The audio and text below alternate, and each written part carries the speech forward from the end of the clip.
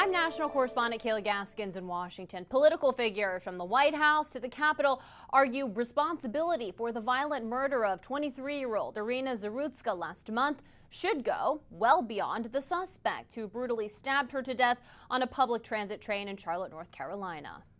As the national outrage over the death of 23-year-old Iryna Zarutska continues, Republicans argue progressive soft-on-crime policies like cashless bail directly contributed to her death. Democrat politicians, liberal judges, and weak prosecutors would rather virtue signal than lock up criminals and protect their communities. After watching the chilling surveillance footage of Zarutska's murder, President Trump writing, "Now her blood is on the hands of the Democrats who refuse to put bad people in jail." We cannot allow a depraved criminal element of violent repeat offenders to continue spreading destruction and death throughout our country. The suspect, 34-year-old DeCarlos Brown Jr., has a long and violent criminal record with at least 14 prior arrests. A judge released Brown on cashless bail for another crime back in January. Florida Congressman Randy Fine suggesting that judge should also have a day in court, promising to introduce legislation to hold judges accountable when violent repeat offenders they release commit new crimes. If you release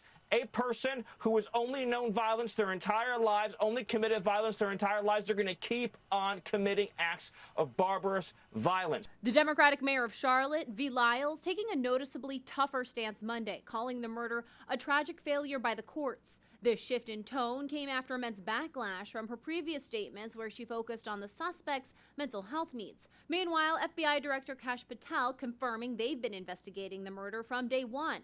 Transportation Secretary Sean Duffy's department also looking into the matter. Public transportation has become an epidemic of violence, even threatening to withhold funding for cities who don't address crime and homelessness on public transportation. I don't think the American taxpayer wants to pay for the homelessness and criminal element that harm little 23-year-old girls like this who are going home from work. President Trump now requesting a list of states and local jurisdictions with cashless bail policies as the White House considers terminating federal funding to those areas.